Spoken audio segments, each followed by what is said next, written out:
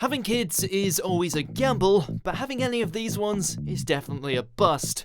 Welcome to WatchMojo.com, and today we'll be counting down our picks for the top 10 most annoying kids in video games. Now this girl gets it! Aren't they just the coolest? Just everything about them! Before we begin, we publish new content every day, so be sure to subscribe to our channel and ring the bell to get notified about our latest videos. For this list, we're looking at teens and preteens who are so insufferable, you'll be begging developers to do something, anything, to let you get rid of them. Yeah, I do. It's through Murder Pass. Not a real safe way to go, but it's the only door that works. Number 10, Nelkir, The Elder Scrolls V, Skyrim. Another wanderer, here to lick my father's boots. Good job. During your time questing in and around Whiterun, you're going to run by Nelkir and his rich family more times than you would like. He derides and insults you at every opportunity, usually telling you to lick his father's boots, making him without a doubt the most annoying kid in all of Skyrim. The child is spirited but lacks agency. Okay, maybe he's only acting out because he's being secretly manipulated by one of the Daedra, but that doesn't excuse his rude attitude. Gamers find him so irritating that there are multiple videos on the internet of them putting an end to Nelkir just so that they don't have to listen to him talk anymore. Number 9, Bomber Gang, The Legend of Zelda, Majora's Mask.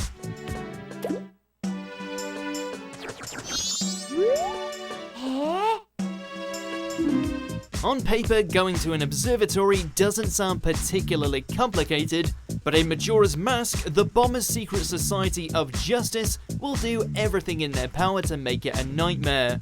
In order to enter, Link needs to find a passcode and give it to the bomber guarding the building, and the only way to get this code is to wander aimlessly around Clock Town, playing hide and seek with the other bombers. When it's over, you'd really rather you'd never found any of those kids, let alone 5 of them.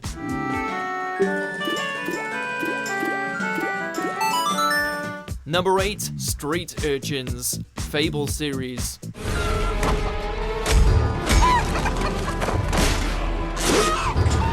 Throughout the Fable series, you'll run into various children. The class divide in Albion is split between rich and poor, with no in-between, and accordingly, the children are also split like this. They're either incredibly privileged snobs, who treat you like the dirt on their shoes, or they're impoverished orphans, following you around in the streets, begging for money.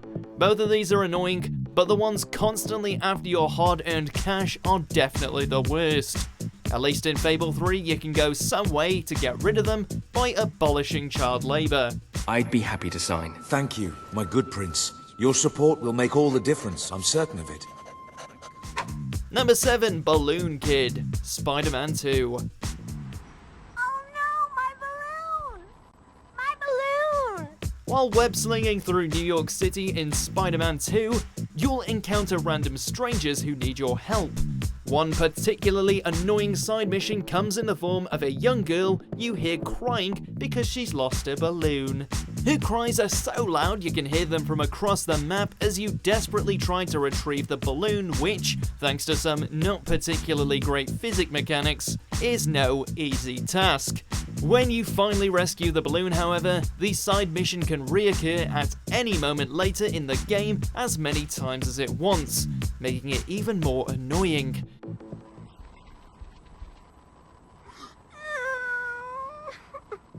Number 6, Lynn, Xenoblade Chronicles X. We're out of meat, so we'll need something that tastes like chicken. Or should I say someone who tastes like chicken? Few things are more irritating than a kid who thinks they know everything, and Lynn is one such girl. A 13-year-old who for some reason knows how to drive a car. The first time she's introduced to the party, she does little more than show off how clever she is.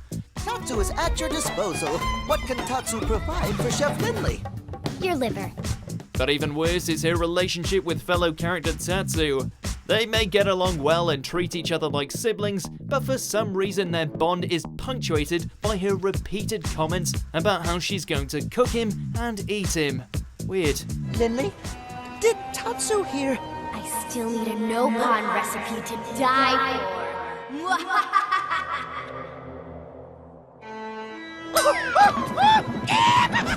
Number 5, Starchild, Mass Effect 3.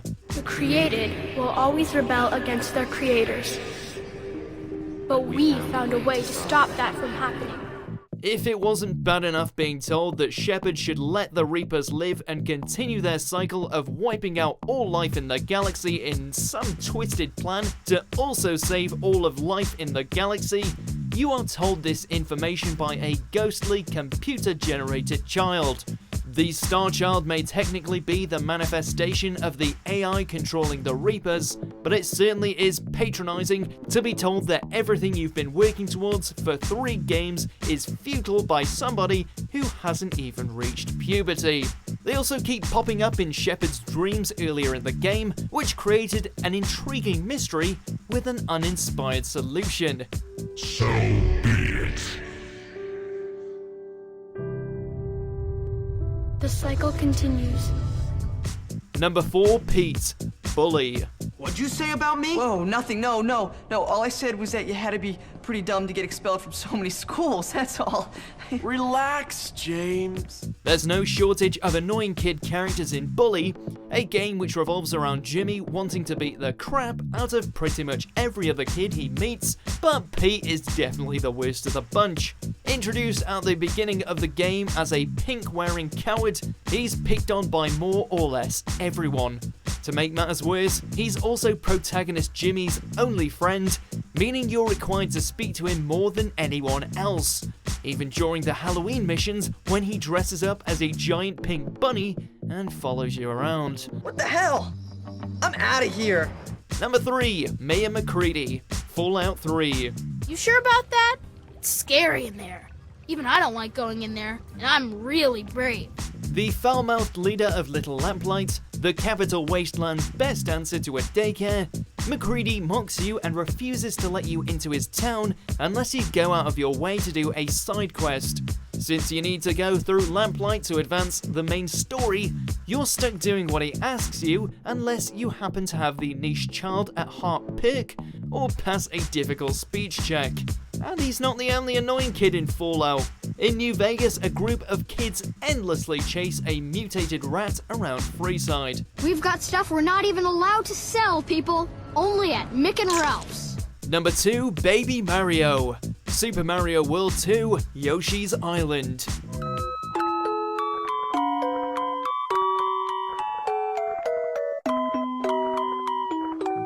Yoshi's Island can be summed up as one long escort mission where the player controls Yoshi on a quest to reunite Baby Mario and Baby Luigi. Unfortunately, this means having to carry Baby Mario around on Yoshi's back for the game's 48 levels. Yoshi is expected to not only complete puzzles and grab items, but also avoid bumping into anything so that Mario doesn't fall off his back.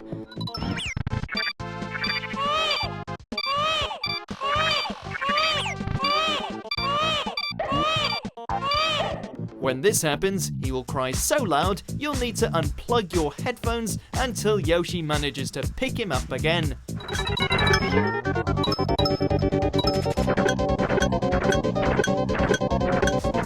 Number 1, Blue, Pokemon Red and Blue.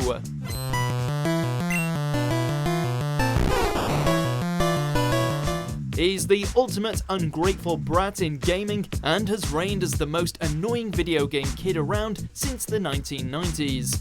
As if his general attitude wasn't bad enough, his bitterness at the player for being an all-around better Pokemon trainer, as well as the prodigy of his own grandfather Professor Oak, serves to make him a character all too easy to hate. You may start out on a level playing field, as Oak gives you both a starter Pokemon, but as soon as he specifically picks the type which weakens yours the most, you know this is going to be a long, drawn-out rivalry.